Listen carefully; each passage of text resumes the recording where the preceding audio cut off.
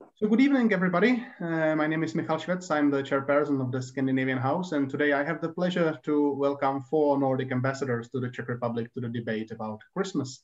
And first of all, I would like to introduce our guests today.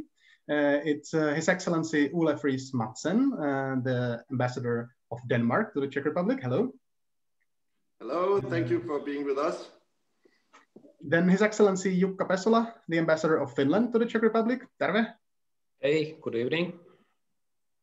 Then we have His Excellency Robert Kvile, the ambassador of Norway to the Czech Republic.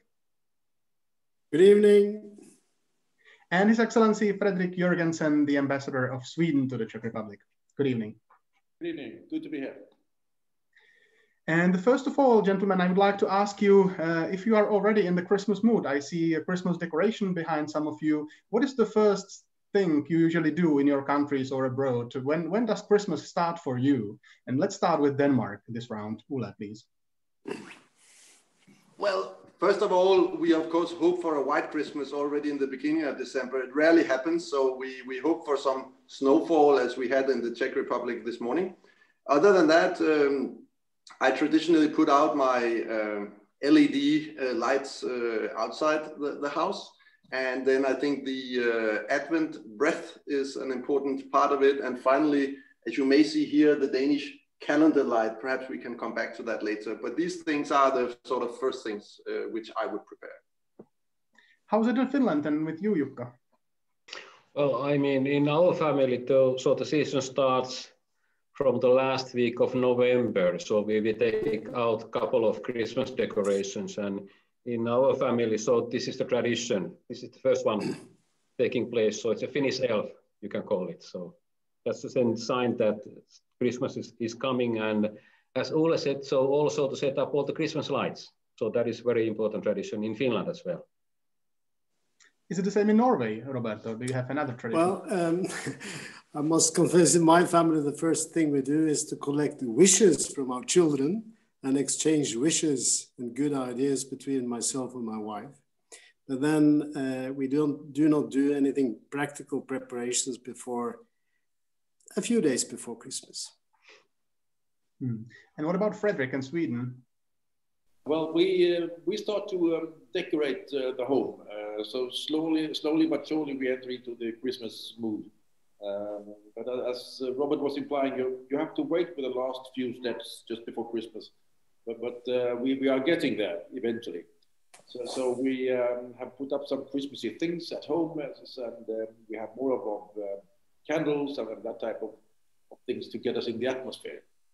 But we wait with the most important things like the Christmas tree, obviously, and the last finishing. Yeah, when we go a bit to the past, when you were young, and when you think about the Christmas celebrations in your countries, when you were a child, was it very different from what it is now? And we can do the other way around now, start with Sweden and Fredrik. Well, in my case, that was very recently, so no, I haven't seen any significant changes over the years. At least in our family, we are celebrating more or less the same way we have always been doing. So it's centered around food, of course, and Christmas gifts and being together with the family. That's maybe the most important thing. It's not a big religious fest or think this, but it's really a way of it's important to get some time off from work, from obligations, and above all, a chance to meet with your family. That's the most important thing.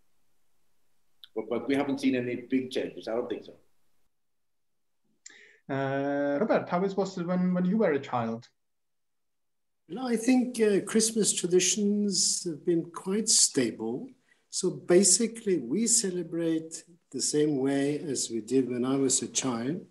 There is a couple of differences. I think Christmas has been much more commercialized during the last few decades.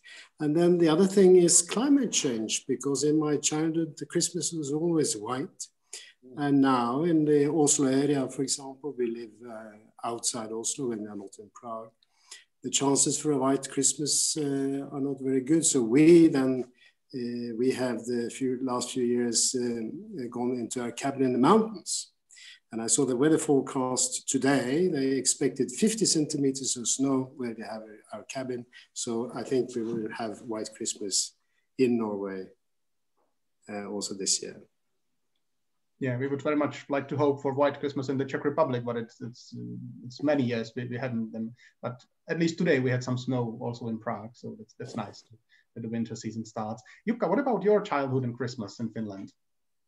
Well, I have to agree with colleagues that the Christmas is about the traditions and writing to Santa Claus what you would like to have, also going to the woods and get a Christmas tree. And in our case, in Finland, also Independence Day, 6th of December. So it's a very important day for us. And it's just a couple of weeks before Christmas. So then it's also a clear sign that Christmas is just around the corner. And as Robert said, so of course we are nowadays keeping our fingers crossed that we will get a white Christmas, even in Helsinki region. So that is one thing I'm missing here in the Czech Republic, that we would have a real snow over here. Hmm.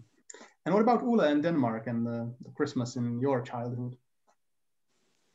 Well, first of all, growing old also means that you have to pay for the gifts yourself, which of course changes a little bit. But apart from that, one thing which I thought about, and I thought it was an interesting question you are asking us. One thing which I'm missing is, in the old days, I remember my parents received a lot of handwritten Christmas greetings. And these days, so much happens, unfortunately, on digitally, which can be fine, but the tradition of handwritten Christmas greeting is a nice one, because I probably knew, let's say, 60–70% of my parents' friends. And when I arrived in their home, or when I was in their home, I was then in a position to read. And that was a very nice way of keeping in touch. And of course, I wouldn't in the same way go into their computer and read their mails, right? So that is definitely a difference. Another one could possibly be that when you grow older and you have a family, you sort of merge some traditions, and that may also mean that the food can change a little bit. So in my case, we have actually added a few new dimensions to the more traditional Danish food. Yeah, we will come to the food later, because it's very interesting for I think everybody what's served actually on Christmas Eve and what's the meal, because it differs a lot country to country and region to region and even family to family. I see very nice Christmas trees decorated behind some of you. Can you tell us, is there any special decoration you put usually on a Christmas tree in your country? And let's start with Norway this time, Robert. There is one thing that makes a Norwegian Christmas tree different from Christmas trees in other countries, and that is we tend to put small Norwegian flags on the tree. Otherwise, I think we decorate the tree more or less as is typical for most European countries. How about Sweden, Fredrik? One important thing to have in the Christmas tree is a star on the top. This one here at the residence actually is missing that specific thing. So maybe we'll have to look into that, because it has been important, at least in my family, that there should be a star on top of the tree. And also, as Robert, we used to, when I was little, we used to have flags in the tree, but not only the Swedish ones, also the Scandinavian flags actually. And I think that came from the fact that my father is from Denmark, so he had a certain sentiment for Sweden and Denmark and for the Nordic countries. So he managed somehow some year to get long what do you call those, girlanger, with the various Scandinavian and Nordic flags, and we kept that all those years when I was still celebrating Christmas at home with my parents. So it was a Nordic feel to it, in a sense. That's a very nice tradition. And maybe if you spend some years in the Czech Republic, you can incorporate also the Czech flag in your flags. That would be really nice for us. What about Christmas tree in Finland, Jukka? Well, actually, one clear difference between Finnish Christmas tree and Christmas tree here in the central part of Europe is the star, which we put on the top of the tree. I remember when we were posted in Geneva and we spent our first Christmas over there, and we were looking every store to find that star for the top of the Christmas tree, and they didn't have one actually because they used different kind of decoration. And then in our family we have a tradition that in my parents' house they still have these old decorations which myself and my brother and my sister have made when we were just small kids. So those have to be on the tree every Christmas. And likewise here in our house now we are putting Christmas decorations from our sons and what they have made when they were just as small children. It's a nice tradition. And what about Danish Christmas tree, Ole? Well, of course, there's a lot of similarity with our Nordic brothers and sisters. We like the star also on our trees. I think we like to keep it simple, at least in my family, because the risk is a little bit to over-decorate your tree. And actually, even the political sense, sometimes if you have like some proposal from somebody, we say that this is like a Christmas tree because there's something for everybody on that tree, right? So I think the simplicity is important. We try to stick with the red colors predominantly. And one thing or two things I could perhaps underline, but I don't know if they are unique. One of them is that we usually before Christmas gather our children or whoever wants to be around the table, and we're actually producing hearts mainly in red and white colors, so also reflecting our flag. So these hearts we put on the tree. The other thing is we have these cones, which usually are handmade. So we put the cones on the tree, and in the cones we add some sweets, which is only supposed to be eaten after dinner, of course, on Christmas Eve. So these things, I guess, are a little particular. I have just a small remark for everybody who is watching us. If you have any question to our dear guests, the ambassadors, please write us into comments on Facebook, and I will read your questions. So you have a unique opportunity to ask the representatives of their countries. We already mentioned a bit about food, about the menu, what is served on the Christmas Eve. And I know there is a tradition in, I think, all the countries that there is this Christmas porridge served, the rice porridge. And usually there is a single almond in the porridge, and there is a tradition connected to the person who finds the almond. Is it right? Do you have it in all the countries? And what happens to the person who finds the almond? We can start with Denmark now. Ole, please. Thank you very much. Yes, the idea of the rice pudding is a central and very old one. The historic explanation is basically that in the older days, people were not so wealthy as they are today. So for Christmas, they served actually this rice pudding before, so like a first course, to make sure that everybody was a little bit full. And then they could save a little bit on the meat. So that was the historical explanation.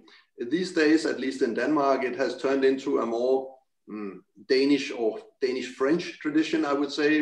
We have something which we in Danish call ris à la menthe, but that comes from riz à l'amande, which is the almond.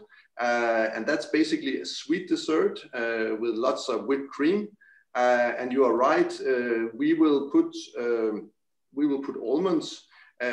We will first of all cut in small pieces, lots of almonds, just to a little bit puzzle people. Where is the real almond? And then we'll put one full almond. And the lucky person who finds that almond will get a small present. And if you allow me, just an anecdote from my childhood. When my grandfather grew old, my mother thought she would give him favor to let him serve himself first for this famous dessert. And she elegantly put the almond on the spoon to make sure he could grab it. But of course, grandfather said, "I'm going to hunt this almond." And then he turned around everything and looked in the dessert. So unfortunately, he didn't get it. How about Sweden and the rice pudding? Yeah, we eat it more or less in the same way as they do in Denmark. Maybe that comes from the fact that that my father came from Denmark. I don't know whether that's an important tradition, but I don't think so. I think this is common for all the Nordic countries with the rice pudding, and it comes from the roots are those that Ole was describing. It was a way of well, maintaining the festive atmosphere, but not eating the most expensive things all the time. So that was a way of making sure that the guests were slightly full already when they sat down at the table.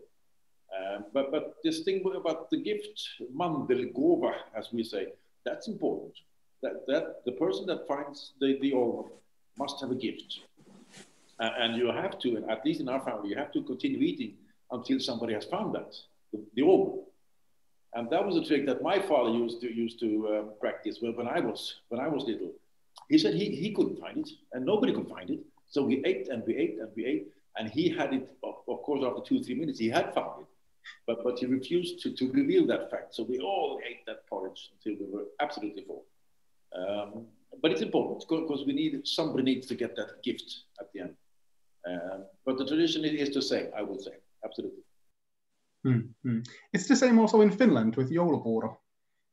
Yes, we have rice porridge as well, and we put lots of sugar and cinnamon to the porridge as well, and we eat the porridge with the plum soup. I don't know what is the real official term, and also we have this tradition of Christmas almond, and we have only one almond in the kettle, and the person who will get the almond so will get all the luck for the next year.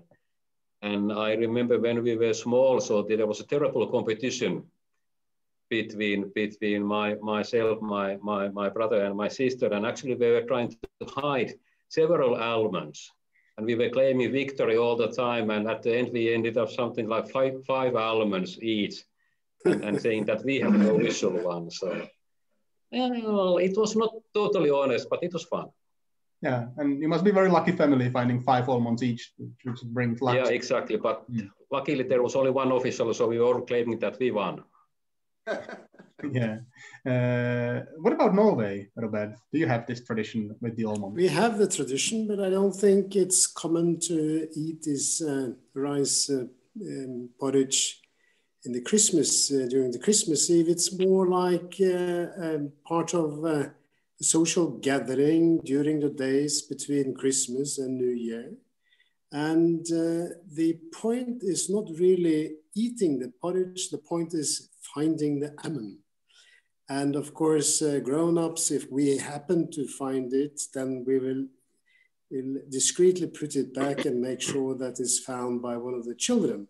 And today, the traditional prize for those who find it is a small pig figure made of marzipan. So this is very unhealthy for those who don't like marzipan. They try to avoid finding the almond bits. Of course, always very popular among children. Mm-hmm. And of course, you don't need just the porridge. You have the whole meal for the Christmas Eve, which is very different country to country. So maybe I would ask if you can briefly describe what you eat on Christmas Eve, and we can start with Finland now. Well, it's a very good question. So back in history, so Finland was not very rich country in a sense. So the Christmas food is kind of really traditional, and you only eat those foods during Christmas time, because ordinarily you don't have that kind of food on the table. So Christmas ham is of course very important, and lots of fish. And then there are different kind of other traditional foods like potato salad, which is also very important here in the Czech Republic. And then a couple of other traditional foods, but I'm afraid I don't know the English names of those foods. So, but usually those are the kind of foods you eat on Christmas Eve and on Christmas Day, and a kind of tradition in that sense. And of course, there are modern twists in a sense that people would like to try something else as well. But Christmas ham, so that's the kind of king of the Christmas table, let's put it this way, with the Finnish mustard, of course. Yeah, and I think Christmas ham is traditional also for Sweden, isn't it like that, Fredrik? Sorry? The Christmas ham is traditional also for Sweden. Ham is important also to us, and I've been trying to find it here in Prague. It's been absolutely impossible. I can find the smoked ham, but not the cooked or the raw ready for the oven. So we'll see how we can manage. But that's a little detail. But also with us, it's important to have the ham. We also have a lot of, I think, maybe not in the same way as in Finland, but to us, herring is very important. I think the Danes have it, the Norwegians certainly, but herring in various shapes and forms, that's an important thing. And that's often how we start at the Christmas table. Herring and in our case, boiled potatoes, very simple. We start off with that, with some cold dishes, predominantly fish, and then going from there to gratins and things that have been in the oven, meatballs and that type of more sturdy food. And then, as Jukka was saying, maybe the king of the table, that's the ham eventually. Yes, that's true. But quite close to that Finnish tradition. Then it depends a bit on where you are in the country. Further up north, I'm from Stockholm, but further up north, they also have lutfisk. That's, I think Robert is nodding. I think he knows what it is. It's called something else in Norwegian, Robert. What you say, not lutfisk, but... Rakfisk. Rakfisk, yes, thank you. Yeah. And that's more of an acquired taste. I haven't really... I've tried with Norwegian friends, but it's nothing that we have on our table. But when you get into those regional delicacies, it's more of, then it needs to be something that you've grown up with, maybe. But the most common thing for us all, that would be the ham and the porridge and the herring, maybe. Yeah. So Robert, you already mentioned the fish. What else do you eat on Christmas Eve? But then what you eat for Christmas Eve in Norway really depends on where in the country you live. If you come from southeast part of Norway, Oslo area and upwards, as I do, then the Christmas Eve food is pork rib. This is what I'm used to from my childhood, my parents and their parents and so on. My wife is from the West Coast, and there the Christmas Eve meal is dominated by sheep ribs. In my family, we have taken the Western traditions, so we have sheep rib for Christmas. I think in Czech it is, I have to look at it, is skopova žebra, something like that. And then if you go up north in the country, then people would normally eat freshly fished the same morning, cod. But if you really look into it, you also find people that will eat pizza, I think, on the 24th of December. Now, those two fish dishes mentioned by Fredrik, lutfisk in English is cod in potash lye, and it is as horrible as it sounds.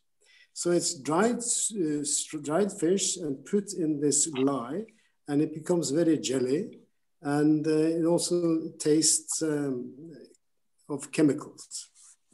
The other thing, this is from saltwater fish, cod normally.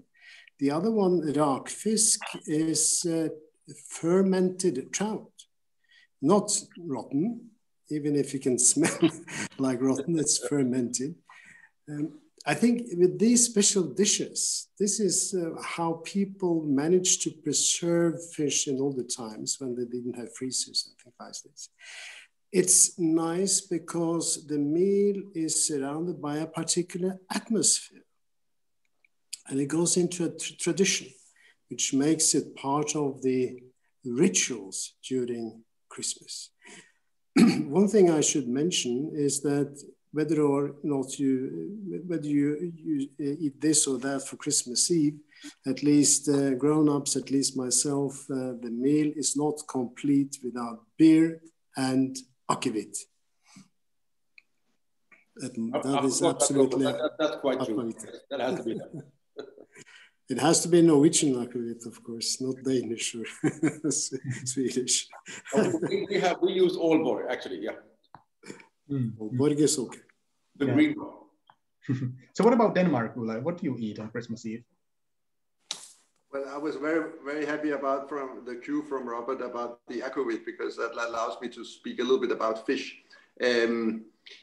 Nowhere in Denmark is a small country compared to Norway and Sweden and Finland, but nowhere in Denmark you are ever more than 50 kilometers from the sea. So one would imagine that for the Christmas Eve, you would have fish, but not so. Funnily enough, what Danes are eating for the Christmas meal is very close to what Czechs are eating, not at Christmas, but during the year. So that would be duck, for instance. It could be pork rib, as already mentioned, and similar. So this is basically what the majority of Danes would be eating, and then followed by this famous rice pudding. But getting back to the fish, we are sharing the tradition of our other Nordic friends of having the herring. That would not be for Christmas Eve, but it would definitely be for all those Christmas meals, which will take place before Christmas. And as was mentioned, it is herring in all sorts of forms. So it can be herring which is sweet, which is salty, which is roasted, all sorts of things.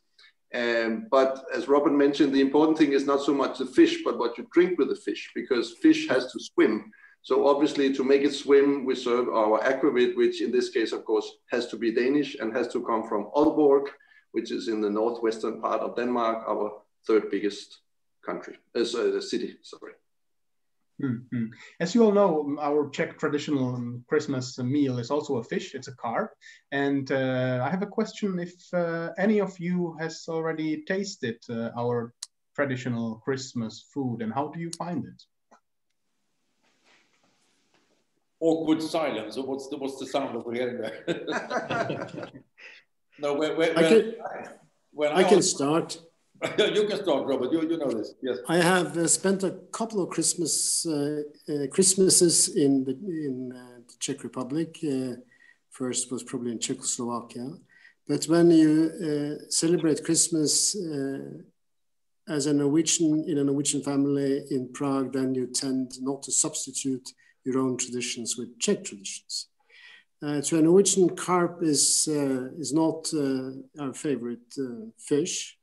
I have eaten it, and it's quite okay. I did it last autumn, when I was present in the north of Bohemia during the emptying of a carp dam. It was kind of a festival, and we bought one carp and one pike, which we grilled, and I found both eatable. The pike was slightly more tasty than the carp. And of course, the potato salad I have tried, and it's very nice, really.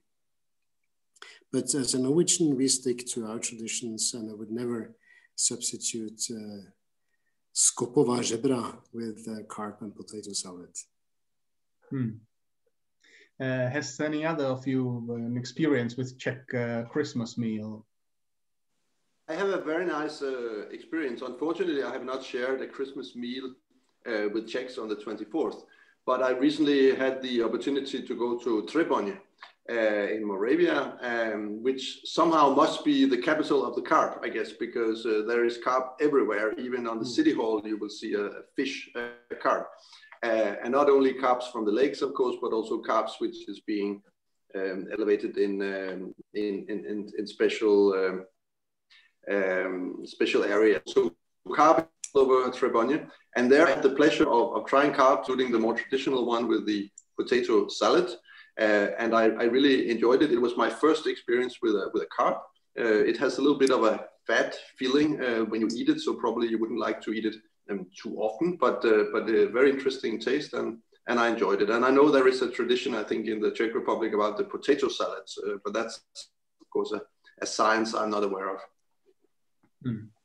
What about Jukka? Have you tried our carp and potato salad?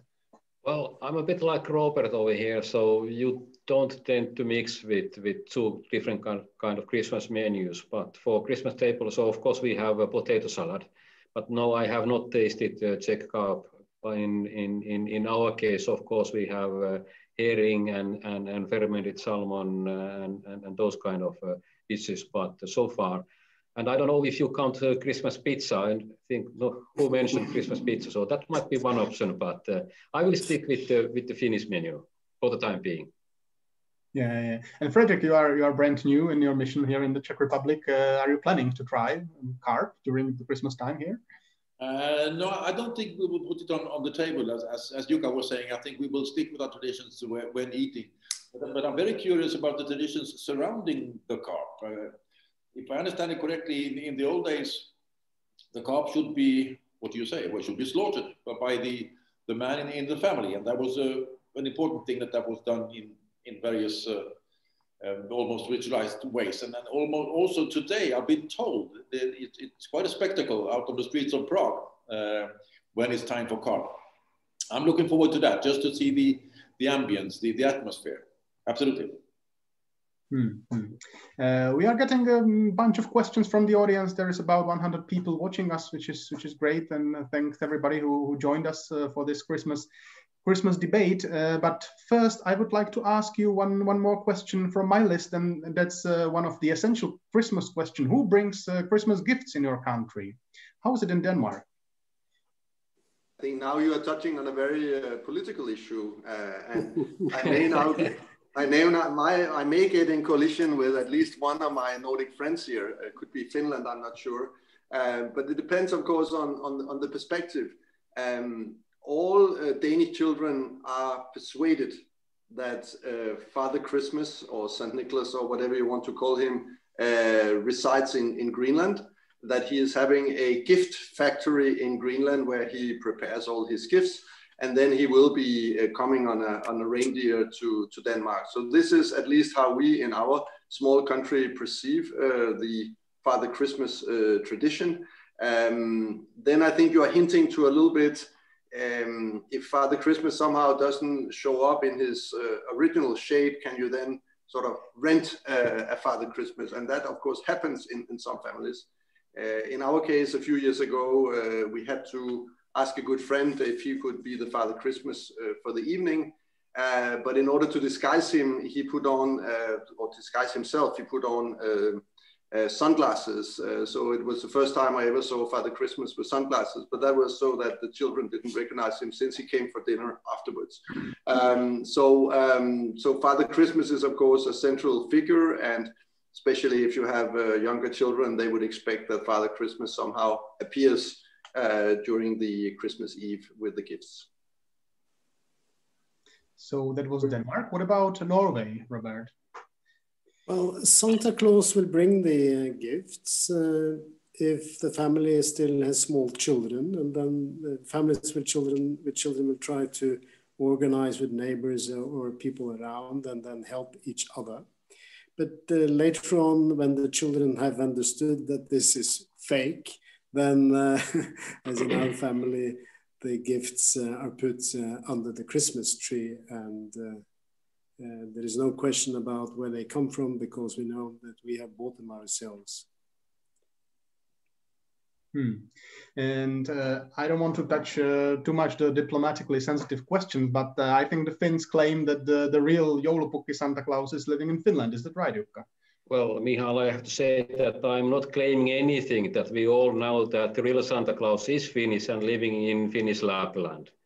So that is a fact. And of course, then I had a really good consultations with Ole, and we came to an agreement that Santa is living in Finland, but of course, he's using Greenland also as a base when he's getting his presents for all the children.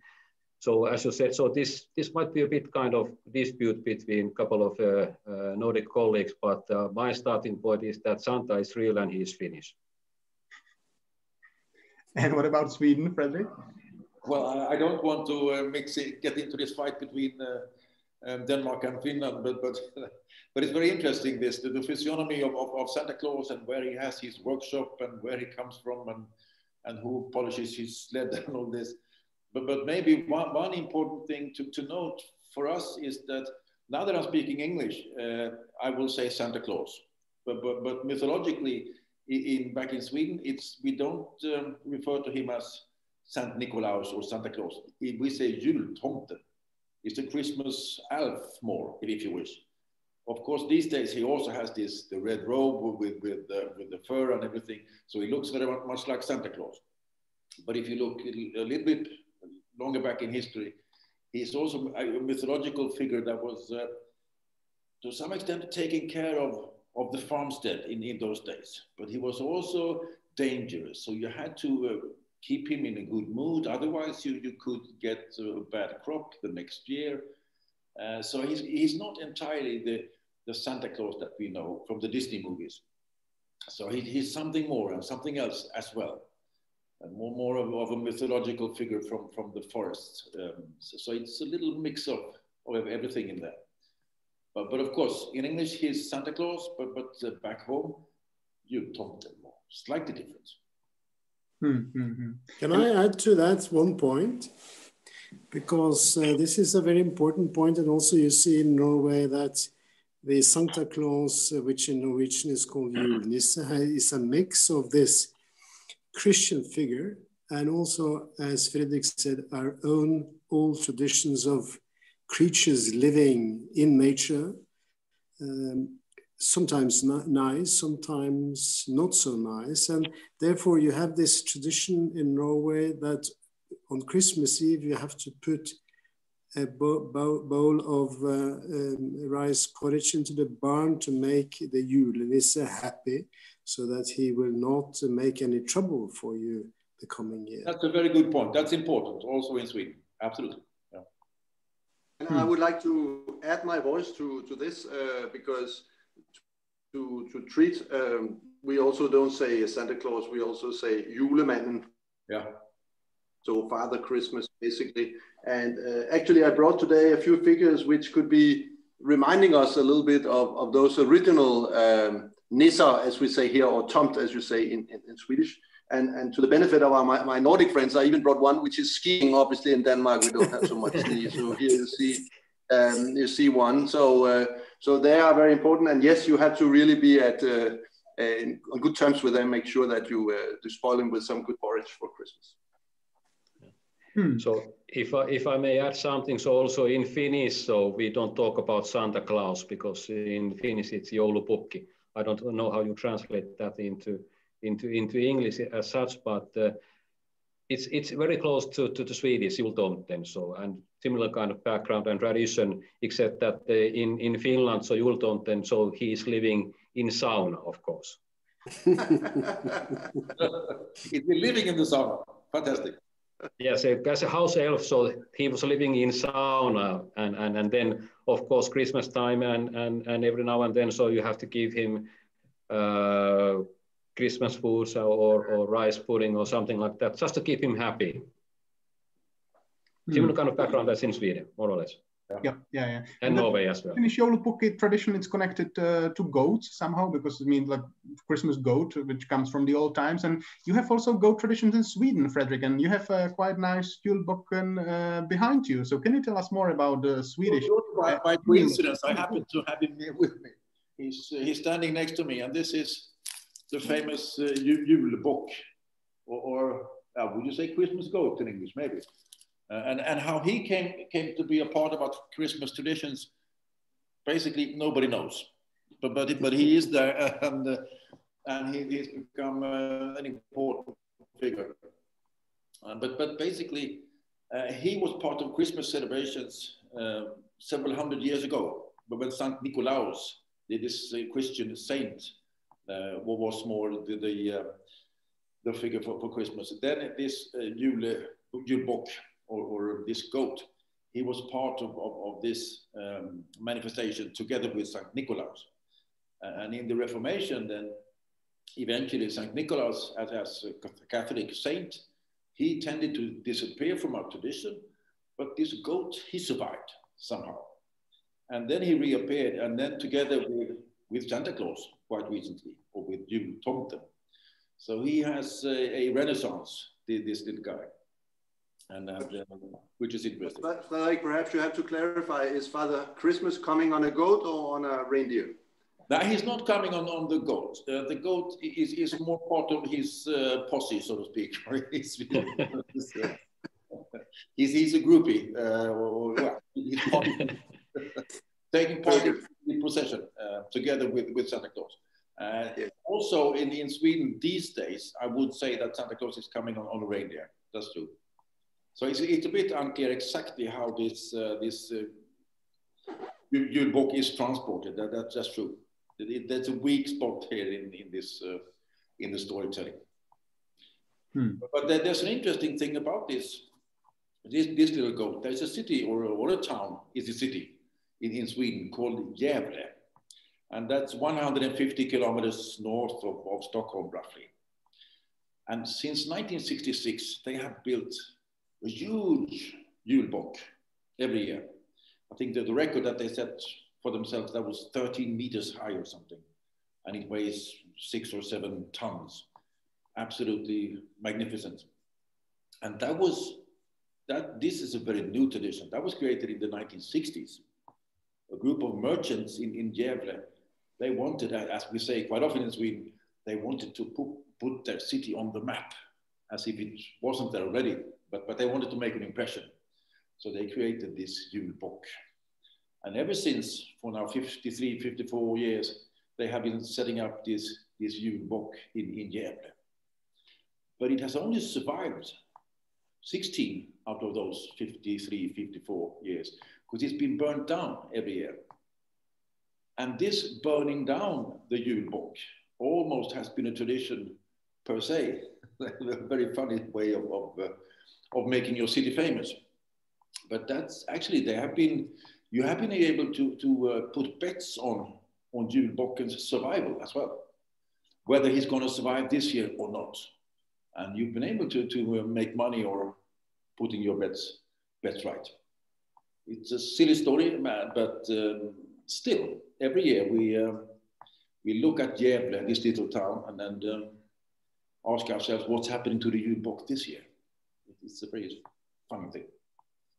But I think there is even one on Wikipedia page on Gävle julbocken, so you can follow like how it was destroyed, what year. And he actually has his own page on the internet. If you go to the site Visit Gävle, there will be a specific headline for julbocken, and there you can. And he was inaugurated this year live on internet, and you can watch the transmission there on his own website if you want. It's not very exciting. He's standing quite still, but anyway. So let me start with the questions from the audience, because we get really a lot of them. So if you agree, I would just pick some of them and ask one of you to answer. And if you have any other further comments to the question, of course, the others can comment. So the first question is when it is usual to decorate the Christmas tree. Is it on the Christmas Eve or is it earlier? Robert, what is in Norway? At least in my tradition, I think it's typical in Norway. You decorate it late in the evening on the 23rd. And if you have small children, they will see the tree when they get up in the morning on the 24th. This is what I remember also from my childhood. So late evening, 23rd. Okay, then there is one question directed to Jukka. If you put your great salmiakki also into your Christmas cookies or in some other Christmas traditional food? Oh, I guess that's the kind of modern twist that if you want to risk something, so then of course you can put salmiakki or Finnish strong licorice to various foods, but I have not tried that one, so I have to make note on that. Yeah, there is one question for Ole. If you have a white Christmas also in Denmark, or are you hoping this year to have white Christmas? We are hoping every year for white Christmas, and of course it's a big deal. And we are wishing and looking into the weather reports. But I must say, unfortunately, also because of climate change, as Rob mentioned, then it is less and less possible that we do get it. But sometimes we are surprised, and then we are all happy, especially the children, of course. Mm-hmm. Then there is a question if there are any Scandinavian outdoor traditions related to Advent or Christmas time. Maybe Fredrik, if you can comment. Outdoor traditions, not that I know of. Of course, many of us go to church. That's an important thing to go to church on the early in the morning, Christmas morning. But otherwise, this to me sounds much more like a Norwegian question, isn't it, Robert? This love for nature. It's more up your alley. Do you have any specific things on that day or on this day?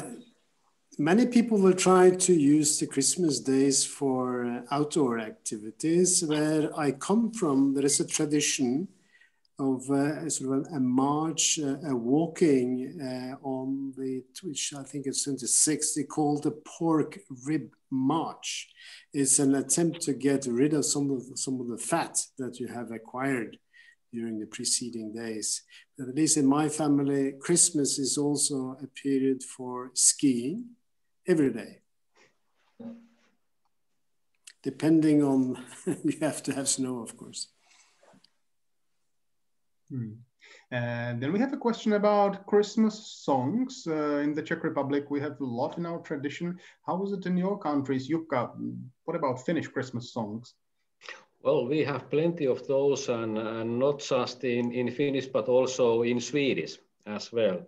And as I'm coming from Pohjanmaa, from the West Coast, and we have a Swedish-speaking population over there, so we sing Christmas carols also in Swedish, and that's really nice.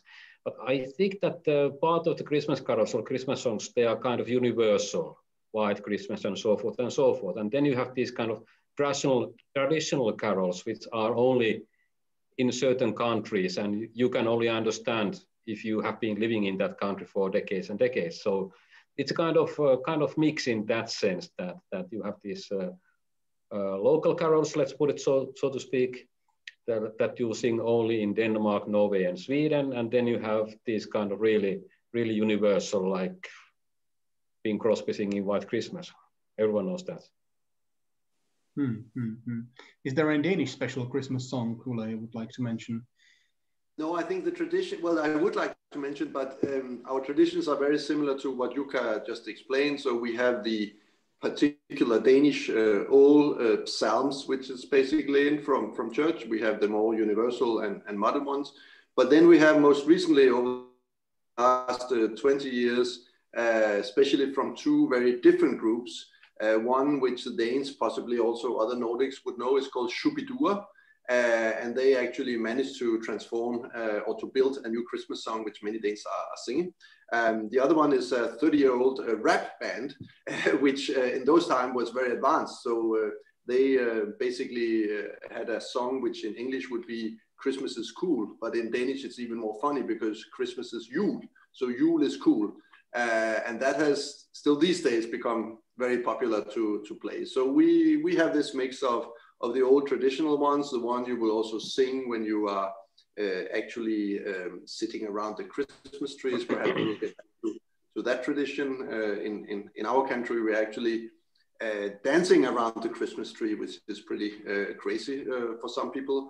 And then those songs may be played.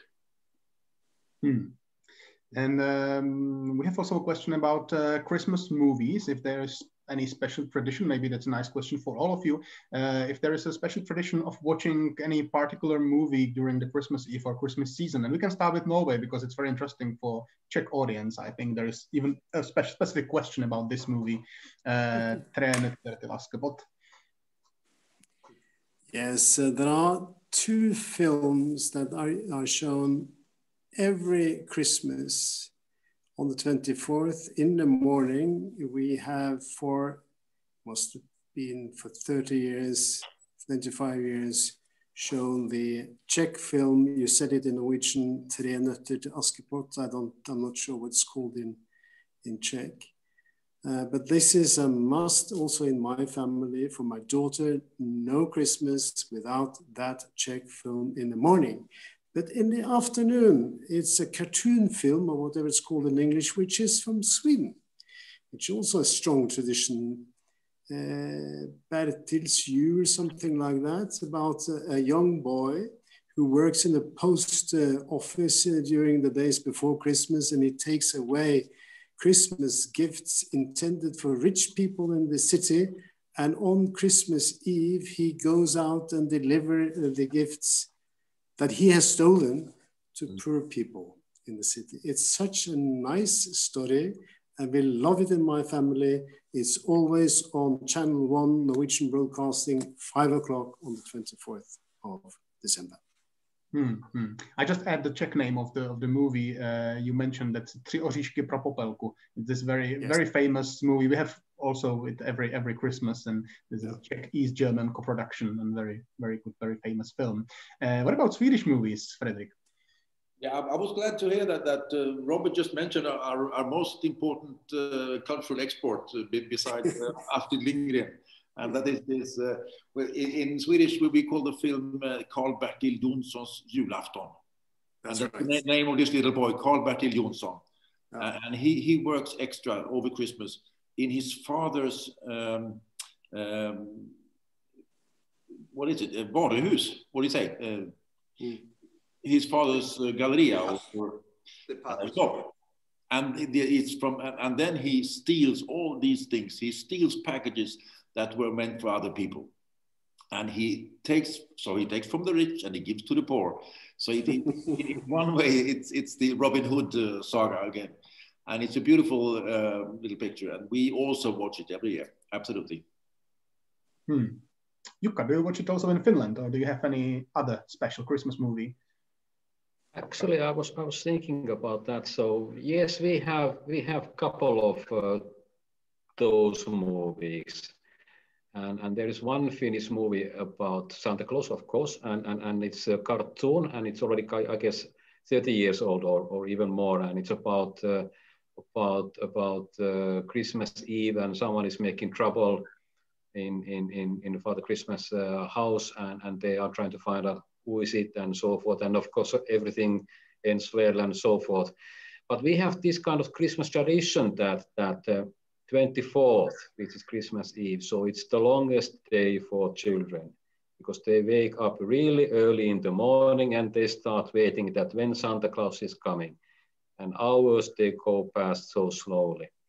So then the Finnish television starts showing different kind of Christmas programs.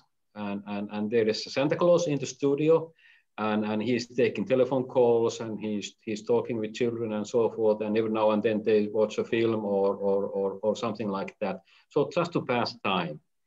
And actually there's one tradition. It's not a movie, but it's about the decoration of, I guess, Christmas peace. And it's on 24th at noon in Turku. And it's a kind of tradition which has been going on already for centuries. And there are a couple of songs or music pieces, and then there is someone reading that declaration in Finnish and in Swedish as well. It lasts only 15 minutes, but the whole place is packed, tens of thousands of people, because they say that Christmas is not starting without that they are there and follow the ceremony. And what about children and adults in Denmark, Ole? What do you watch in TV? Yeah, that's a good question. I grew up in the greater Copenhagen area, and when I grew up, there was basically 3 TV channels, 1 Danish and 2 Swedish. So I was lucky enough to be able to see the Swedish program 1 and 2. And I always had the impression that Christmas in Sweden was a little bit more cozy at that time because there was snow and there was all this romantic things, which I think Fredrik and my colleagues has explained. And so the more grown-ups would probably watch some of the Ingmar Bergman movies, which is not so always Christmassy, but has some elements of Christmas or Christmas preparations, including when they are dancing around in the house. I think it is Fanny and Alex Santa movie. So that was indeed, when I grew older, nice to watch. I must say we do have a few Christmas movies in Denmark, but they are not so famous. So I guess we have become globalized. So it's a little bit more the Disney tradition, or over the last 15 years, the British movie or international movie Love Actually, which people are watching. Then we have some more question about Christmas food, or actually Christmas drinks. There is one person who is watching us and is telling us that in his or her country it's mulled wine and mead. What do you usually drink on Christmas Eve, especially in Norway, Robert? As I mentioned, traditionally you drink beer, and then you also drink a little bit, some perhaps not that little, of akevitt, in Czech kminka, which goes very well together with the food, which tends to be quite heavy and fat. But today, because Norway is gradually turning into wine, not producing, but wine drinking country, so many people would also like to drink red wine during for the Christmas food, depending on what you eat, of course. If you have cod for your Christmas meal, then you can also drink red wine, but perhaps also white wine. In the Bible Belt, of course, they will drink water. And there's a question about julebrus. Is that Norwegian? Well, I think this is something you also find in other countries in the north. This is for children. It's sweet, it's like a soda. Tends to be red and has a taste which appeals to the children, not to the grown-ups. What about Swedish drinks, Fredrik? Yeah, we more or less the same as in Norway. It's very much focused around beer and aquavit. That's very important. But also these days, certainly you can drink wine with the meat and so forth. But I'd like to get back to what Robert said about the julebrygg or jul. We say julmust, and that's a fermented soda, basically, that applies to certainly to children, but also to myself, for instance, because it was a part of my childhood. We say julmust, and that it reminds a bit of kofola here in the Czech Republic. It's not too far away from kofola. Maybe one of the sweeter varieties, because I've tried quite a few different sorts of kofola now since my son has come to love it. So that's quite close to, those two are related, obviously. And that's an important thing also to drink at Christmas. This is what we in Norwegian call gløgg. I think I agree. With Fredrik, it could remind you about kofola, but also reminds you about the severské vino, which is part of the same tradition. If I had to choose between the Norwegian tradition of gløgg and the Czech mulled wine, severské vino, I would go for the Czech, which I like very much. Yeah. What about Danish drinks, Ole? Well, first of all, I think there should be a distinction between the meal we have before Christmas, which is very much based on beer and aquavit, and then the Christmas meals. Of course, traditionally, it would also, for the Christmas meal, be beer or possibly aquavit. But these days, like we also just heard, we have become more globalized. So I think the majority of people, not necessarily everybody, but the majority would have wine with their Christmas meal. Is it the same in Finland, Jukka? Well, I would say it's a more or less same like in other countries, but we don't drink aquavit, so it's a kind of Swedish tradition. And beer and sahti, which is kind of homemade beer, and it's not as strong as regular beer. And like everyone else, so of course we are drinking wine. Yeah, I think our time is running short, but let me just pick one or two more questions for you. There is one special question, brand new for Jukka. How big part do the Moomintrolls play in Finnish Christmas? I think that's quite a funny question. That's a nice one. That's a really good question. I would say that Santa Claus is the main star of Christmas. So not not so much, I would say, because usually you relate Moomins to summer, and everyone who knows the background of Moomins, so actually Moomins, so they sleep in winter time, and they wake up when the spring is coming and so forth. So actually Moomins are not around Christmas. So that's the point. Hibernating, waiting hibernating, for that's spring the word, yeah.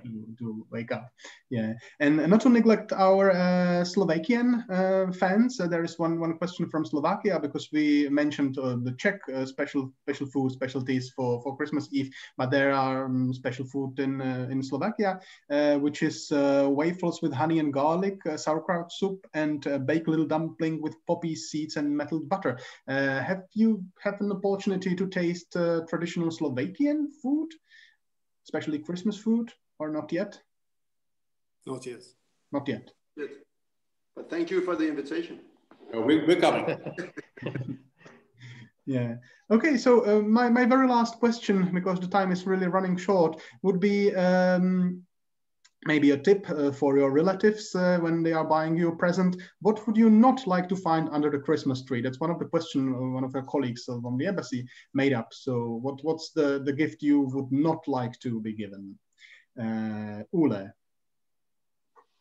Well, that's a difficult one. I think in my case, books on how to lose weight or gardening. Okay, you? Well, that's a tough one. I don't know. I mean, rocks. Let's put it this way. I don't know. I mean, it's a kind of situation that every gift is important in that sense. So that's a true diplomat. Yep.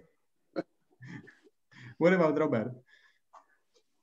To be frank, I do not like surprises.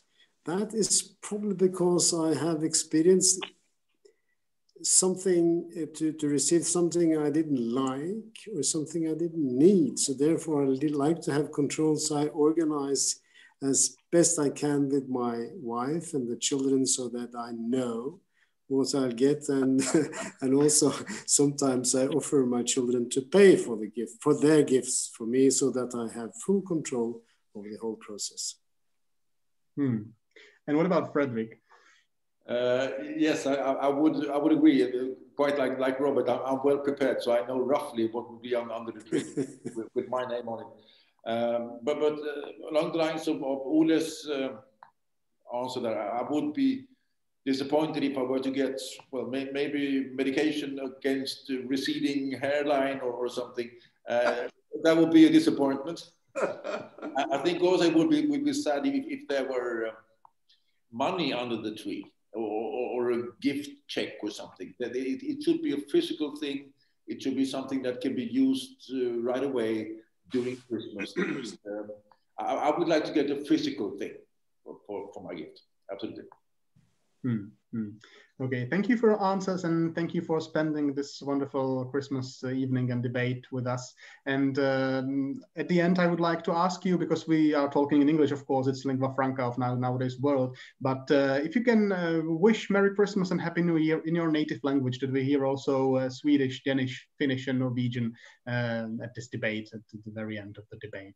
So we can start now in the alphabetical order of the countries. So Ole, can you please wish us in Danish?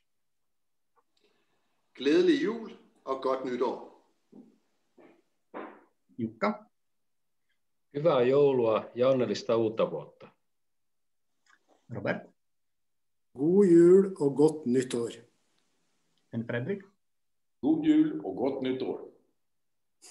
Thank you very much, Your Excellencies, for your time tonight and for sharing your memories and the traditions of your countries. And stay healthy, all of you. And on behalf of the Scandinavian House, I also wish everybody a wonderful Christmas time, wonderful holiday season, and Happy New Year 2021. May it be much better than the year, which is almost over. Thank you very much and have a nice evening. Thank you very much. Thank you so Very much.